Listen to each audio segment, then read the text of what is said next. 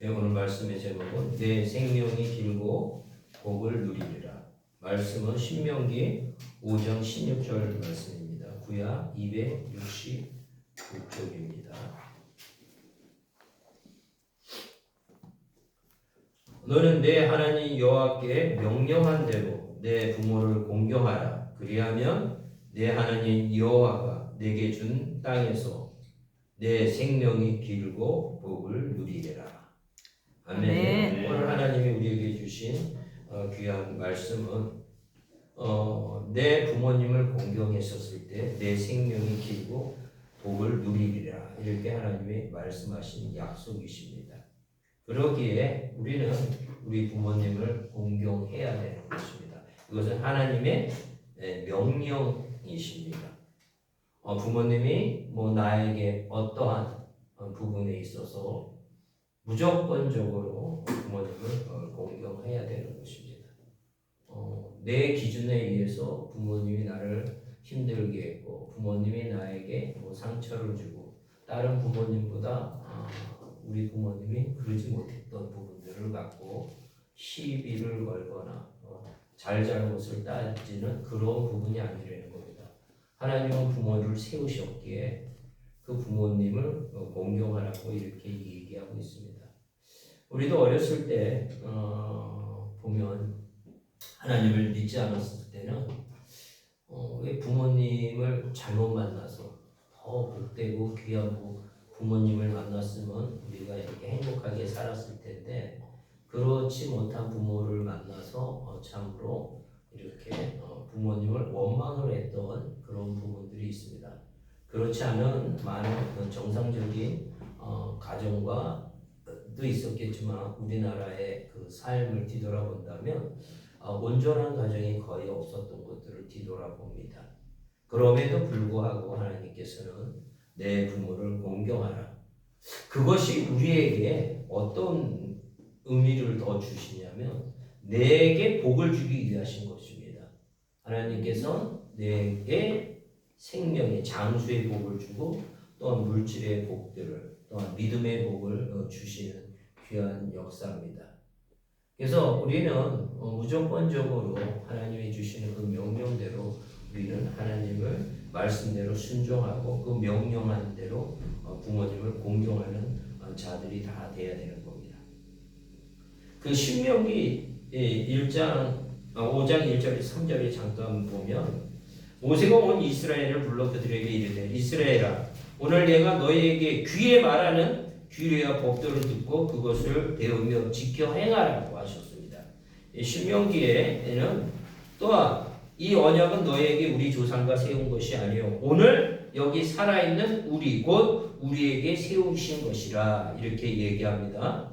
그런데 그 십계명을 보면 출애굽기 20장에 십계명을 선포하십니다. 그리고 또한 신명기 이 5장에서 다시금 또 이렇게 십계명을 선포하십니다. 이 언약은 여호와께서 우리 조상들에게 세우신 것이 아니요 오늘 여기 살아있는 우리 곧 우리와 세우신 것이라. 이 얘기는 뭐냐? 그 언약에 출애굽했을 때 신명기를 다시 선포하셨고, 또한 신명기 5장에 다시금 언약을 선포하십니다. 십계명을. 그때 언약의 당사자들은 하나님의 말씀을 믿지 않고 다 죽었습니다. 그 하나님의 언약의 말씀을 믿지 않고서 약속의 땅에 들어갈 때 이 새로운 이 말씀의 이 십계명을 이 새로운 세대에게 주시기 위해서 다시금 신명기에서 이 십계명을 말씀하고 계신 겁니다. 그러기에 그 십계명에 나 외에는 다른 신을 내게 두지 말라 하셨죠. 1계명이죠. 여러 10계명 중에서 오늘 어버이 주일을 맞이해서 내 부모를 공경하라, 내 부모를 공경하라고 하셨습니다. 우리의 의지와 상관없이, 우리의 감정과 우리의 이성에 관계없이 내 부모를 공경하라고 이렇게 명령하고 계십니다. 그것은 궁극적으로 우리에게 내 생명이 길고 장수의 복과 또한 복을 누리리라고 이렇게 하나님이 말씀하신 것입니다. 그러기에 우리의 삶 속에서 무조건 부모님을 공경하는 모든 사람이 되시기를 겁니다. 우리의 어른들은 우리가 공경하지 못하고 살았던 것들을 하나님 앞에 회개하고 남은 지금서부터라도 부모님을 참으로 공경하는 자들이 다 되시길 바랍니다. 우리 어린아이들은 오늘 말씀을 통해서 부모님의 말씀을 잘 경청하고 공경하는 자들이 다 되셔야 됩니다. 이 세상에서 가장 큰 사랑은 하나님의 사랑입니다. 그러기에 우리는 부족하고 죄 많은 인생을 살았음에도 불구하고 하나님께서는 예수님을 통해서 우리를 구원의 자리에 쓰게 하시고 하나님을 전에 나와서 예배드릴 수 있도록 이렇게 인도하신 그 하나님의 그 사랑을 우리가 입은 자로서 우리는 하나님의 말씀에 순종하는 자들이 되어야 됩니다. 그래서 우리는 하나님을 아버지라고 고백할 수 있는 신분의 변화를 주셨습니다. 이거는 상상할 수 없는 일이죠. 우리 어렸을 때 너무 가난한 가정에 태어난 사람들은 재벌가의 아들로 태어났으면 내가 금수저로 태어났으면 얼마나 좋을까 이런 상상을 많이 했을 겁니다. 가정에 이혼이 있었고 아팠던 가정이 있었던 사람은 화목한 가정, 온전한 가정에 태어났으면 얼마나 고마웠을까 이렇게 생각을 했을 겁니다. 하지만 우리는 우리의 삶 속에 모든 것들을 선택할 수 있지만 부모님만을 우리는 선택하지 못합니다. 그거 참 희한하죠? 우리가 부모님을 선택하지 못해요. 그것은 하나님이 우리에게 주신 하나의 뭐라고 얘기해야 되나요? 하나님이 그 부모님을 통해서 우리가 극복해야 될 부분들을 우리가 알려주신 거죠. 만약에 온전한 가정이 아니었다면 그 가정의 아픔을 통해서 온전한 가정을 만들 수 있는 훈련의 장소라고 여기셔야 됩니다. 그리고 가난한 가정에 태어났다면 그 가난이 얼마나 아픔과 슬픔이 있는지를 알고서 하나님에게 간구함으로 그 부를 갖고서 가난한 가정을 도울 수 있는 자가 만들어져야 되는 겁니다. 옛날에 너무나 어려운 시대에 살았을 때 그 병마로 인해서 너무 가난해서 그 부모의 죽음을 일찍 경험했던 자들은 그 온전한 자들은 내가 이 세상에 이 병마를 이 아픔을 없애기 위해서 의사를 꿈꾸면서 의사들이 된 사람들이 있습니다. 돈을 위해서 명예를 위해서 의사가 되는 것이 아니라 이 참으로 가난한 자들의 그런 생명을 연장하기 위해서 그런 뜻을 갖고서 공부해서 의사가 된 사람이 우리가 진짜 말하는 의사라는 것입니다. 세상적인 물질과 가장 부를 누리는 그런 목표에 의해서 대학을 가고 의사가 되는 것이 아니라 그 10년 깊은 곳에서 하나의 영혼, 그런 과정을 거친 자가 참된 의사가 되는 것이고 참된 행복이라고 여겨집니다.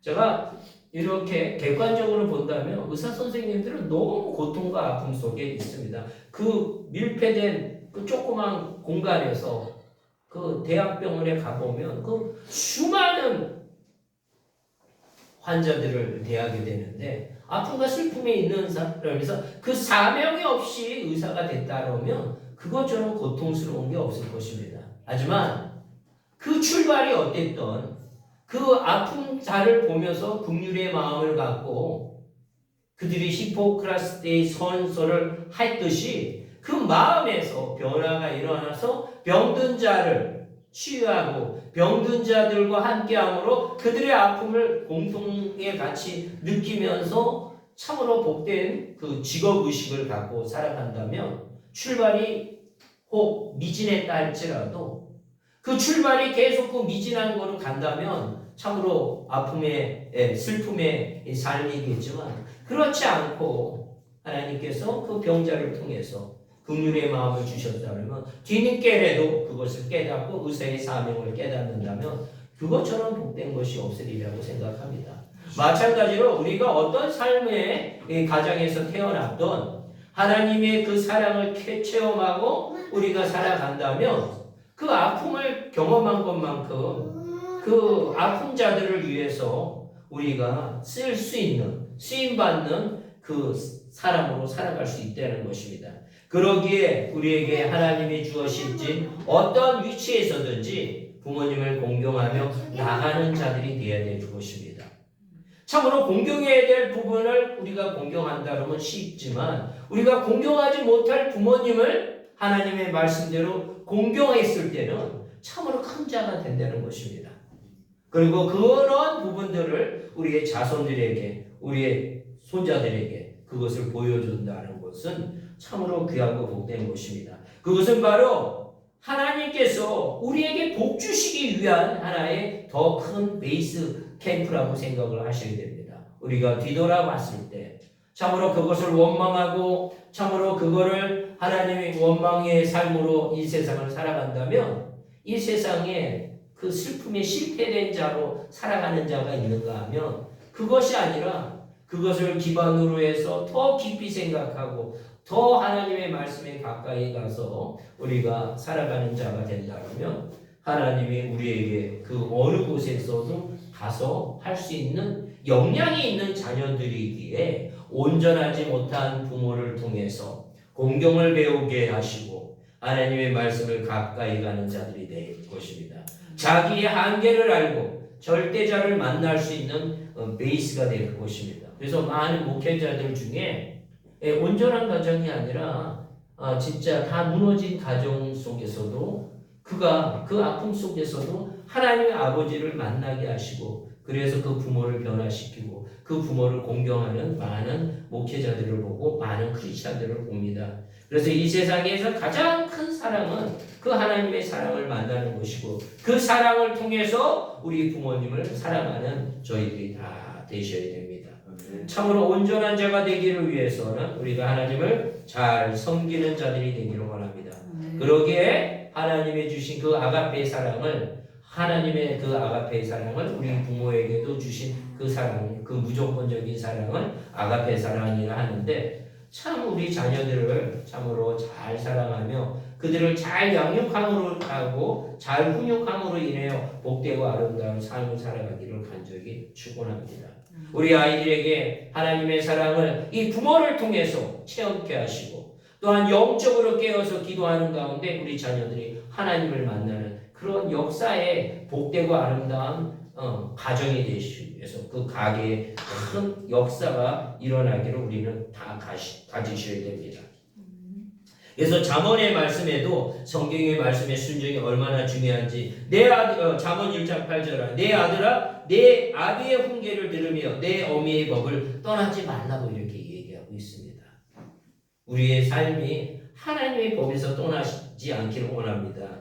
아비의 훈계를 잘 받아들이는 귀하고 아름다운 삶의 자녀들이 다 되시기를 바랍니다. 또한 잠언 23장 22절에 너 낳은 아비를 청종하고 내 늙은 어미를 경히 여기지 말라 이렇게 얘기하고 있습니다.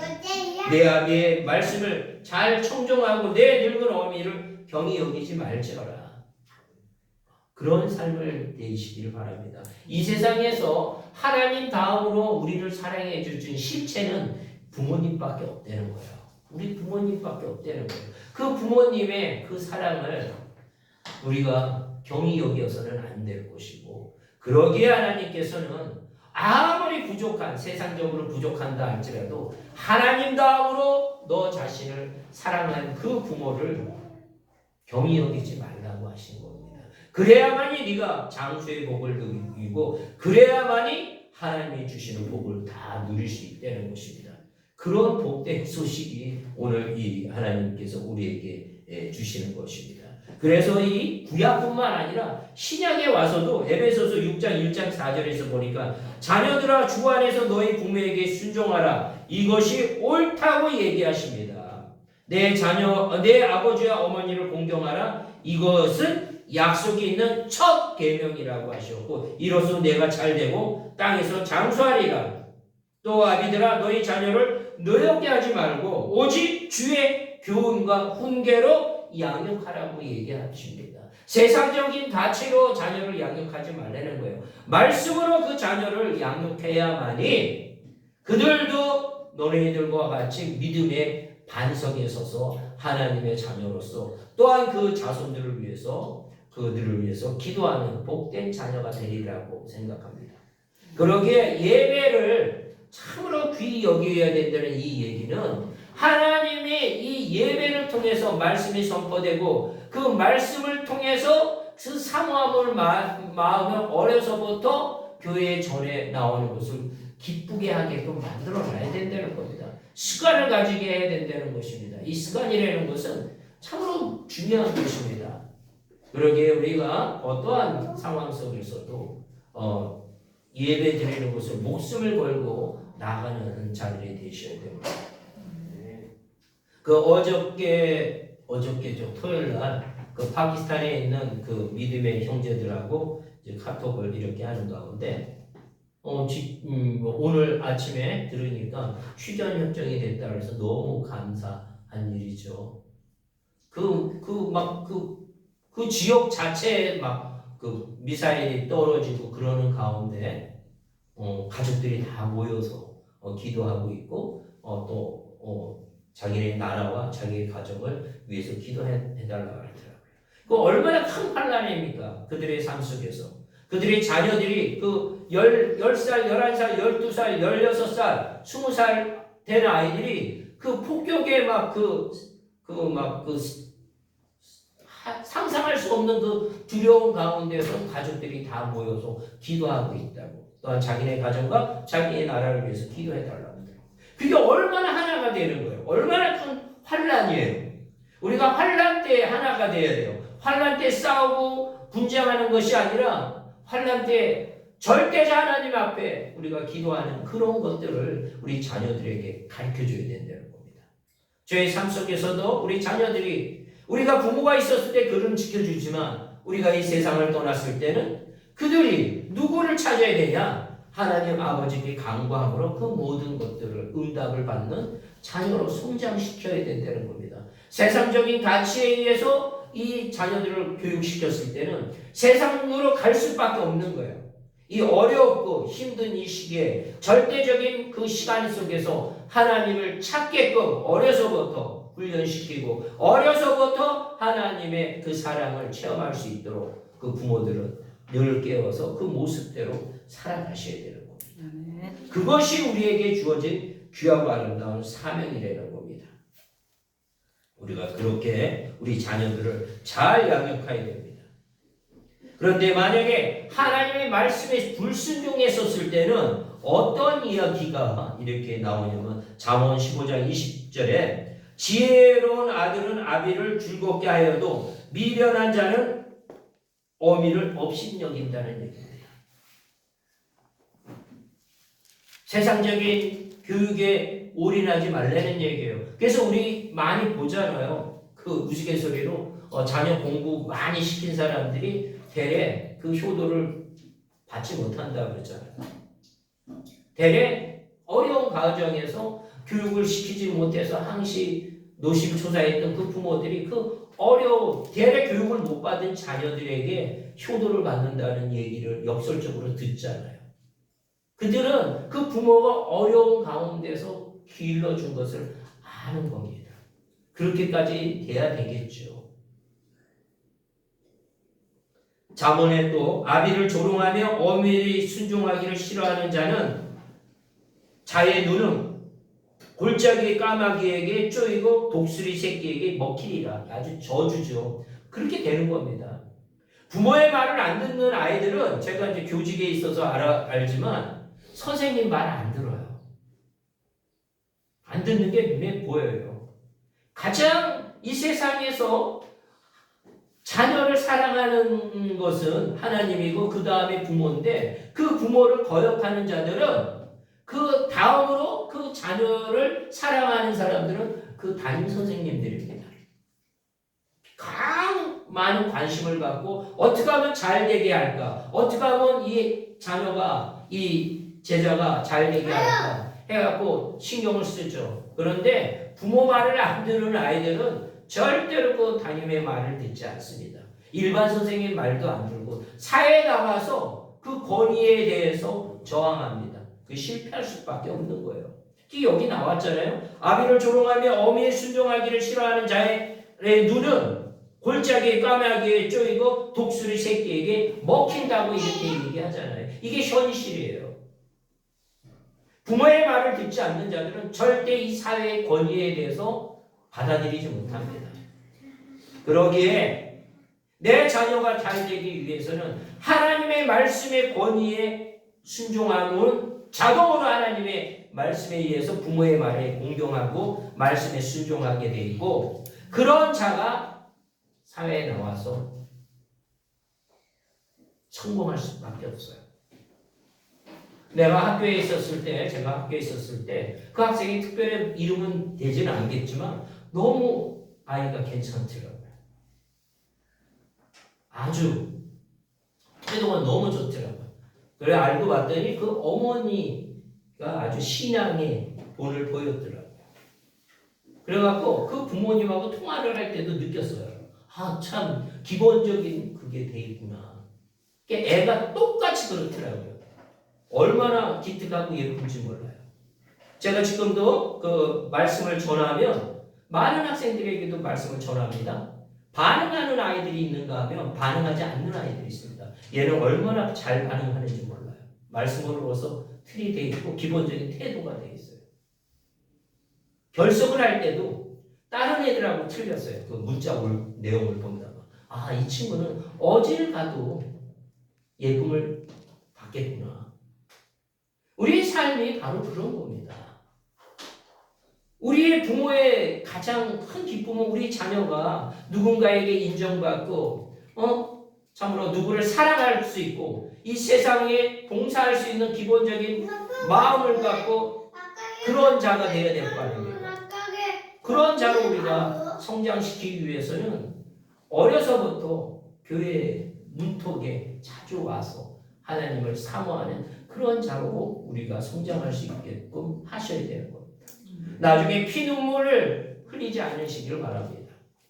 그 자녀에게 모든 것을 쏟되 잘못된 세상적인 가치로 쏟았을 때는 아픔과 피눈물을 분명 받을 것입니다. 하지만 그것이 아니라 지금은 늦은 것 같고 지금은 아닌 것 같더라도 하나님의 말씀에 입각해서 그를 교육하고 훈육하고 양육한다면 참으로 기쁨의 눈물을 넘치게 가지게 될 것입니다.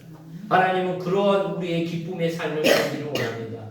하나님께 감사하며 부모님께 감사하며 부모님의 말씀을 공경하며 또한 경외하며 이러한 삶을 살아갈 수 있도록 우리는 하나님이 주신 그런 것들을 다 마음에 새시기를 바랍니다. 그래서 성경의 신명기에도 보니까 만약에 부모의 말을 듣지 않고 순종 안 하거든 그 부모가 그를 끌고 성문에 이르러 그 성읍 장로들에게 나아가서 그 성읍 장로에게 말하기를 이 자식을 완악하고 패역하여 우리의 말을 듣지 아니하고 방탕하여 술에 잠긴 자라 하면 그 성읍의 모든 사람이 그를 돌로 쳐 죽이라고 얘기해요. 그래서 본인에게 하라고 하는 거예요. 이렇게 무서운 거예요. 이렇게 하나님의 말씀을 순종하는 자와 순종하지 않는 것을 이게 나중에 인생에서 이렇게 크게 벌어진다는 겁니다. 하나님을 믿으라 그렇게 얘기를 하고 하더라도 순종하지 않는다고 극단적으로 영벌을 받는 지옥에 가는 겁니다. 하나님의 모든 자녀들 아니에요. 믿는 자나 믿지 않는 자가 복음의 말씀을 전했을 때 그것을 받아들이지 않는 불순종의 태도를 가진 자는 궁극적으로 사회에 나가서도 그 순종의 태도를 갖지 않기에 사회에서도 아픔과 슬픔으로 살아가겠지만 더 궁극적으로 나가서는 참으로 불행한 일이 벌어지는 거죠. 우리는 그러기에 그런 불행을 막기 위해 하나님의 말씀을 갖고 그 사랑의 말씀을 갖고 이 부모의 말씀의 권위에 순종하는 자들을 어려서부터 잘 양육시켜야 됩니다. 잘못됐을 때는 과감히 야단을 쳐야 됩니다. 성경 구약에 보면 네 자식이면 엉덩이가 피가 나도록 때리라고 해요. 잘못했을 때는. 그 정도로 하나님께서는 그렇게 얘기합니다. 그걸 감정을 갖고서 야단을 치면 되는 것이 아니라 하나님이 진짜 그거를 저도 느꼈어요. 그 학생들을 야단칠 때 감정으로 야단치면 절대로 그들은 빗나가게 돼 있습니다. 그런데 나를 위해서 진짜 야단을 친다. 그러면 그 학생들이 다 받아들입니다. 자녀도 마찬가지예요. 자녀들도 내 감정이 안 좋았을 때 절대로 야단치면 안 됩니다. 빗나가게 돼 있어요. 하지만 그게 아니라 객관적으로 내가 잘못했네. 진짜 아빠 엄마가 나를 야단치는 거에 대해서는 그가 받아들일 수 있도록 그렇게 엄하게 야단칠 때는 야단을 치셔야 됩니다. 그러게 우리의 삶 속에서도 하나님이 우리가 살아가는데 빗나간다 그러면 하나님께서 내 자식이기에 내 하나님의 자녀기에 엄한 징계로 우리를 징계하십니다. 그러지 않고서는 하늘나라에 하나님이 원하는 복된 삶을 살 수 없게 되었습니다. 우리의 감정에 휘둘리지 않으시고 하나님의 말씀대로 잘 양육해서 그 부모의 말씀을 잘 경청하고 공경하며 하나님을 경외하며 할 수 있는 자들이 되는 겁니다. 밑으로서 올라가는 것이 아니라 위에서 내려오는 거예요. 하나님을 먼저 사랑하고 부모님을 공경할 수 있도록 우리 자녀들을 잘 말씀으로 훈육해서 승리하는 그 자녀가 장수의 복과 이 세상의 모든 형통한 삶을 살 수 있도록 잘 훈육시키기 바랍니다. 또한 공경할 수 있도록 우리 자녀들은 부모님의 말씀에 순종하고 공경하는 자들이 다 되시길 바랍니다. 사랑해 주님 감사를 드립니다. 하나님의 말씀에 순종함으로 승리하는 자들이 되기를 원합니다. 우리의 심령 속에 불순종의 영이 있다면 예수의 권세의 이름으로 다 떠나가게 하여 주시옵기를 원합니다. 참으로 순종하는 자로 되게 함으로 인하여 하나님이 원하는 복되고 아름다운 삶을 누리게 하여 주셔서 내 생명이 길고 복을 누리려는 이 말씀 안에 우리는 부모님을 공경할 때 먼저 하나님을 공경하며 하나님을 경외하는 자들이 다 될 수 있도록 축복 허락하여 주시옵소서. 그렇게 된 줄 믿사오며 예수님의 이름으로 기도드렸사옵나이다. 아멘.